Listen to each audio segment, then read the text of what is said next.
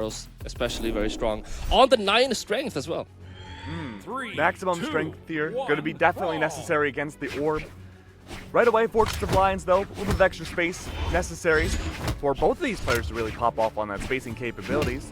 Sgrape gets hammer immediately. So good for the downlight side air, of course, as we see it true to form. Double side air from Sgrape immediately. Signature doesn't connect, though. 118 damage. Yeah, you know, nothing to scoff at. All it takes now is a little scoop and destroy. That's right. I'm sorry, you guys don't have the damage numbers, but watching a 9 strength Teros with damage numbers on is absolutely hilarious. Neutral signature comes out too, and that is going to be Sgrape with a massive first stock. He's sticking to the hammer as well here. You know what's wild? PJ and I were keeping count for a lot of those 9 strength Teros games. We would see how many hits it would take to end the stock, and the average was like 4 or 5 hits. Dude, at CEO, whenever Kaina was playing on stage, the crowd would count to the amount of hits it took. All right. So far, so good from the Sgrape camp.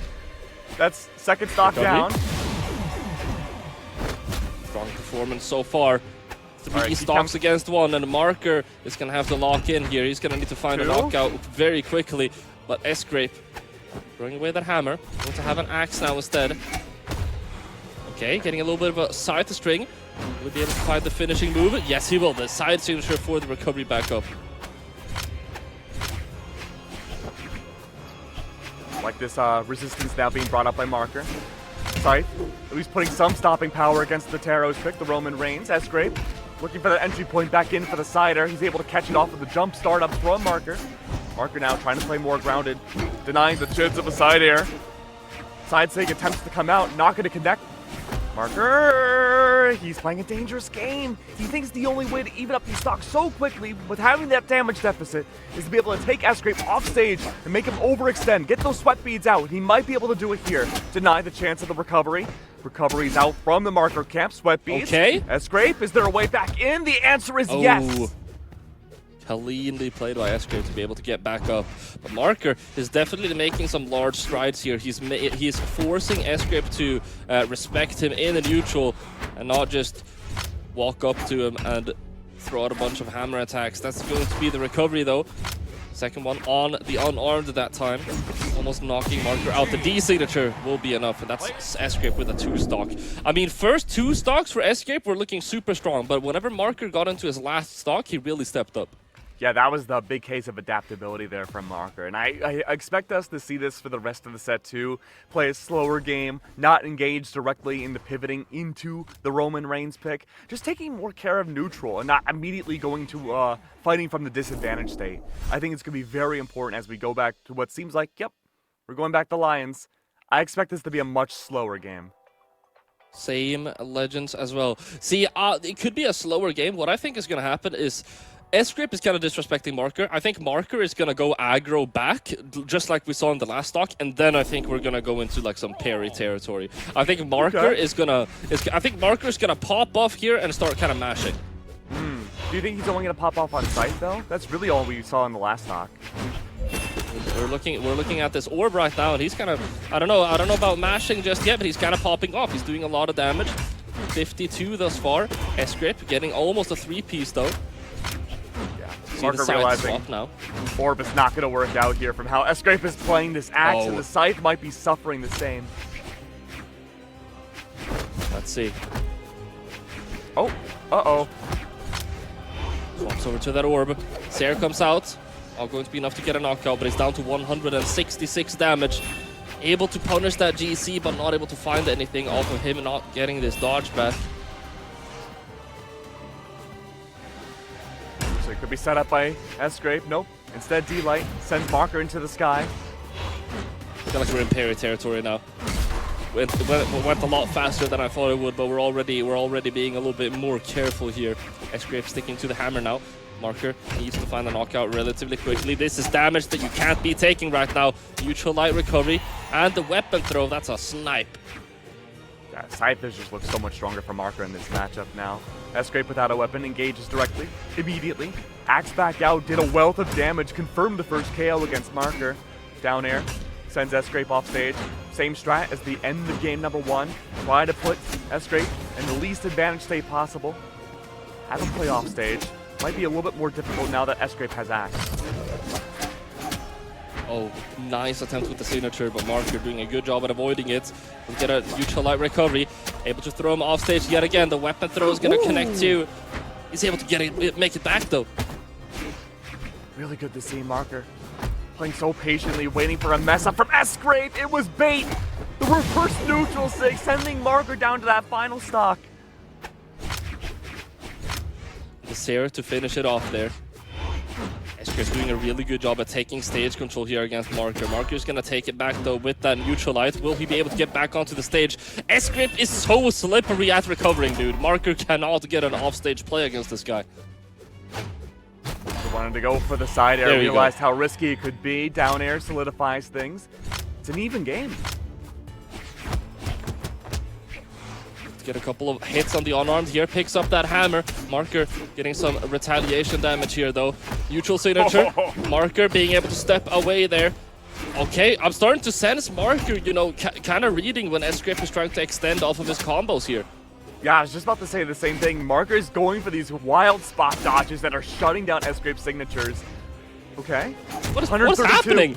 This could be a 1-1. Sweepy throw. Oh! Sgrape gets back on. Marker fishes for the ground pound. Doesn't connect. Down air doesn't connect either. Sgrape tries to go for the neutral sig. That doesn't work. Sgrape, misinput. No. He extends himself outwards to avoid Marker, but unfortunately, the mix-up wasn't enough. 1-1 for the set.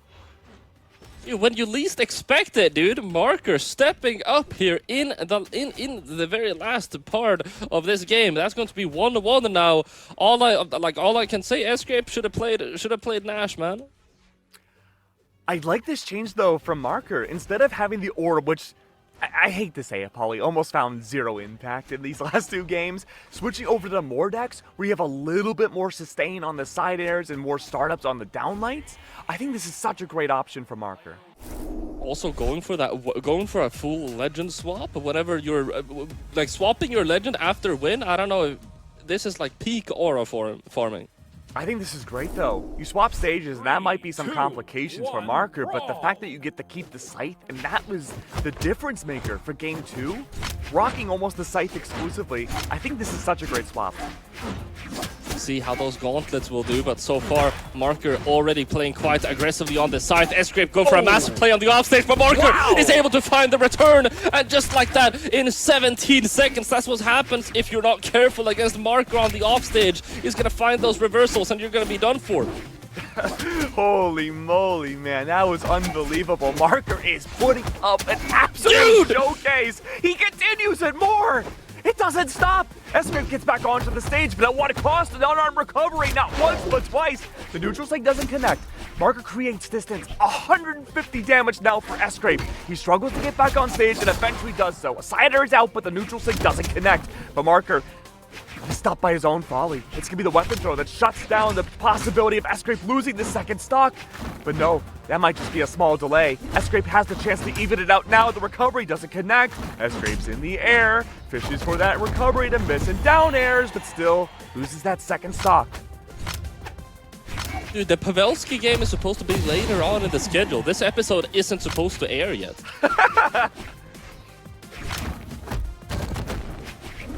The air comes out. Let's pick up the sidelight too. Gets a second one. No follow-ups though. You can see Sgrape being a lot more respecting Marker a lot more in the neutral now. But Marker, I mean, Marker is in his Zen mode. Dude. He's flowing right now. But Sgrape almost getting something massive off the top there. Almost.